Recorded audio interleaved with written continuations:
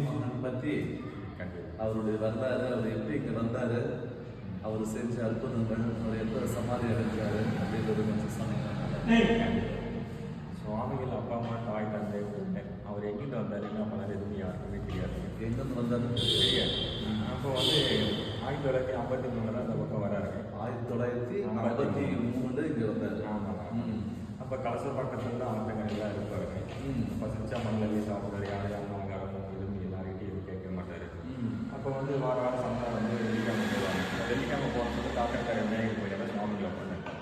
அந்த காக்கத்தரை விநாயகர் கோயிலில் சுவாமிகளை உட்காந்து சொல்லி யாரும் பாவம் டீயோ ஒன்று இதெல்லாம் வாங்கி சுவாமிகளை வாங்கி சாப்பிட்றாரு. என்னுடைய கொஞ்ச நாள் ஆச்சுன்னா அப்புறமா ஆயிடுச்சுன்னா எதுக்கு ஒரு மரப்பட்டை கிடையாது. அந்த எதுக்கு அந்த மரப்பட்டை கிடையாது போய் சுவாமிகளை உட்கார ஆரம்பிச்சார்.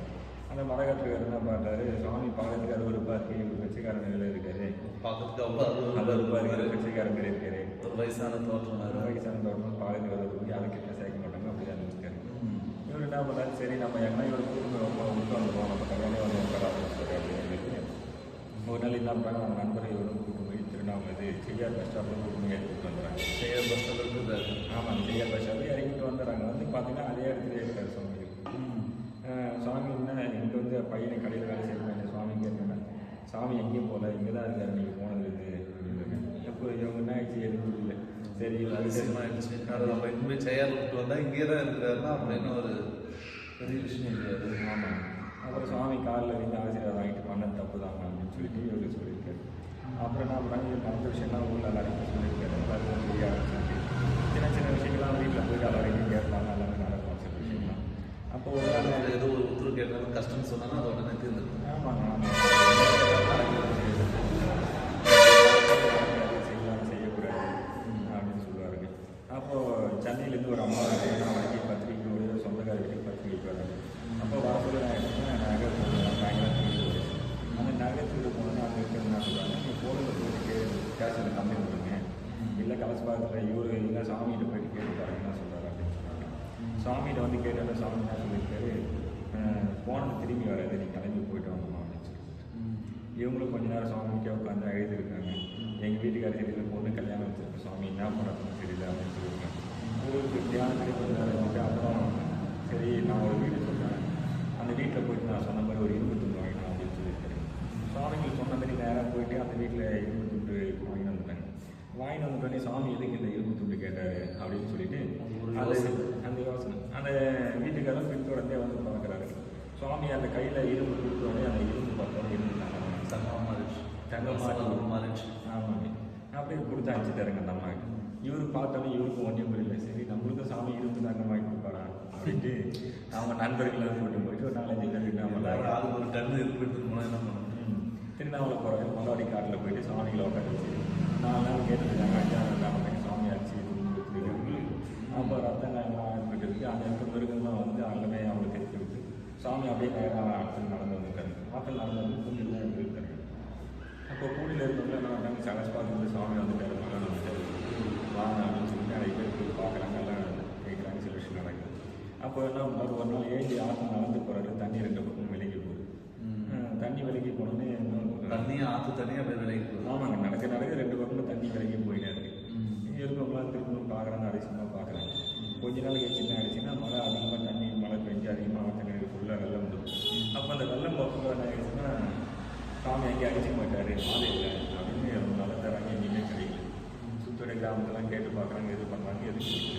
அப்போ ஒரு நாள் அந்த வேலைக்கூடிய பசங்க போட்டு மணல் தள்ளி பார்த்தா மணலோட மணலாக உள்ள சாமி இருக்கு. மணலோட மணலாக உள்ளே மணல் புதைஞ்சிருக்கிறாரு. ஆமாம், மணலோட மணலாக உள்ளே புதைஞ்சிருக்காரு. அவருடைய கிளம்புடைய வச்சுட்டு அந்த வேலைக்கூடிய பசங்க சாமி மாரி தெரியுது அப்படின்னு சொல்லிட்டு இங்கே இருக்கும் நல்லா இருந்தால் போயிட்டு பார்த்தேன். எங்கள் தாத்தா தான் அன்றைக்கி உட்கார வச்சது. தாத்தா தான். ஆமாம், சுவாமிகள் ஒரே இடத்துல 19 வருஷம் உட்காந்துருந்தார். 19 வருஷம் 19 ஆண்டுகள் ஒரே இடத்துல உட்காந்தாரு. ஏறி நடமாட்டமும் எதுவுமே முடியாது. வரக்கூடிய பக்தர்களுக்கு எதுக்கு வராங்க, என்ன பண்ணுறாங்க, என்ன விஷயங்கள் அதுன்னு அவருக்கு தெரியும். ஒரு சில சுவாமிகள் கியூவில் தரிசனம் பண்ணிட்டு வராங்க, கடவுள் ஹாஸ்பிட்டலுக்கு போகணும் அப்படின்னா அந்த கியூவில் ஒரு ஆரம்பம் அப்படி நிற்கிறாரு, கியூவில் சொல்லுவார். அப்போ கூப்பிட்டு இது ஆகும் ஆகாதுன்னு சொல்லுவார். அப்போ நடக்கும் அந்த விஷயம். அப்படிதான் என்ன ஆகிடுச்சுன்னா இங்கே பக்கத்தில் ஆனந்துட்டு அப்போ வீட்டுக்கு விருந்தாளிலாம் வந்திருக்காங்க. வீட்டுக்கு விருந்தாளி வந்தோடனே கூட்டி பார்க்கணும் போகணும் அப்படின்னு சொல்லிட்டாங்க. சரி நாளைக்கு காலையில் போயிட்டு பார்க்கலாம் அப்படின்ட்டு சாமிக்காக என்ன பண்ணுறாங்க, வீட்டில் பலகாரங்கள் நிறைய செய்கிறாங்க. செய்ய வந்து என்ன பண்ணாங்க, பக்கத்தில் இருக்கிற அம்மா என்ன பண்ணாங்க, என்ன பலகாரம் செய்கிறீங்க வீட்டுக்கு இருந்தாலே அப்படின்னு கேட்டோன்னே, இல்லை நாளைக்கு காலையில் நம்ம போய் பூண்டி மகானை பார்க்கணும் அப்படின்னு சொல்லியிருக்கேன். பூண்டி மகானை பார்க்கும்போது சரி நானும் வரேன் அப்படின்னு சொல்லிட்டு அந்த அம்மா என்ன பண்ணுறாங்க, கிளம்பி பார்த்து கூப்பிடுங்க அப்படின்னு சொல்லிட்டு வந்து சாமி கிளம்பி வந்து கூப்பிட்டாங்க. நீங்கள் நம்ம மாதிரி பலகாரம் போகிறாங்க, நம்ம எதுவுமே கையில் எடுத்து போக போகிறாங்க சாமி பார்க்க அப்படின்னு சொல்லிட்டு வீட்டுக்கு செட்டு எடுத்து சாமிக்காக ஆசைப்பட்டு ஒரு 4 சாக்லேட் வாங்கி பையில் வச்சு எடுத்து வந்தாங்க. நீங்கள் வந்து என்ன பண்ணாங்க, சாமி தரிசனம் பண்ணிட்டு அந்த கூட நிறைய பலகாரம் கொடுத்து இந்த அம்மாவுக்கு என்ன ஆகிடுச்சுன்னா, நம்ம அந்த 4 சாக்லேட் கொடுத்தா சாமி ஏற்றுப்பாரா ஏற்றுக்க மாட்டாரா அப்படின்ட்டு ரொம்ப மனசுலேயே சங்கடம் அப்படியே இருந்தாங்க. சாமி தான் தரிசனம் பண்ணி வீட்டுக்கு கிளம்பி போகிறாங்க. அப்போ சுவாமி என்ன பண்ணுறாரு, நம்ம அம்மா கொடுத்தான்னு சொல்லிட்டு உங்கள் வாமான்னு சொல்லிட்டு நான் எதுக்குன்னு ஆசைப்பட்டு நான் ஒரு சாக்லேட் வாங்கினேன், இந்த மடியிலே இருக்கு, இந்த மடியை வந்து கொடுக்க மாட்டேங்க நீ மனசு வரலையா உனக்கு அப்படின்னு எனக்கு தானே வாங்கினேன் அப்படின்னு சொல்லி கேட்டு வாங்கி அவங்க கையில் கொடுத்து சாப்பிட்ருக்கேன். அந்த ஏழை பணக்காரர்கள் அதை எதிர்க்கிறாங்க, நம்ம மனசுல தான் நினைக்கிறோம். அந்த சுவாமிக்கு தெரியுது. சமாதி எப்போ இது சுவாமிகள் 1978 சமாதி. 78. ஆமாம், ஐப்பசி மாதம் அனுஷ நட்சத்திரம் சமாதி எடுத்து. ஆமாம். சிறப்பு வாய்ந்த விஷயம். ஆமாம். இந்தியாவே பாரத தேசமே சாய்பாபா மாதிரி இதை கொண்டாடி இருக்கணும்.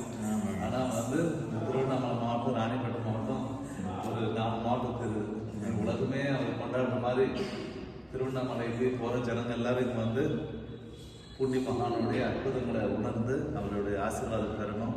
ரொம்ப சக்தி வாய்ந்த சித்தர் இவர். எப்படி சாய்பாபாவை கொண்டாடணுமோ அந்த மாதிரி அற்புதங்களை நிகழ்த்தின மகான் எனக்கு ரொம்ப பிடிச்ச ஒரு மகான். நான் எப்பெல்லாம் திருவண்ணாமலைக்கு போகிறேன்னா அப்பெல்லாம் இவரை பார்க்கணுன்ட்டு விரும்பி வந்து அவருடைய பாதத்தை பணிஞ்சு ஆசீர்வாதம் வாங்கிட்டு போவேன். நீங்களும் திருவண்ணாமலைக்கு போகிற பாதையில் கலசப்பாக்கத்துலேருந்து இப்படி எடுத்தீங்கன்னா பூண்டி கிராமம். இந்த பூண்டி கிராமத்தில் பூண்டி மகானா அற்புதங்கள் பல புரிஞ்சிருக்கிறாரு. அவரோட தரிசனத்தை நீங்களும் பெறணும். அவருடைய ஆசீர்வாதம் நல்லா இருக்கும்.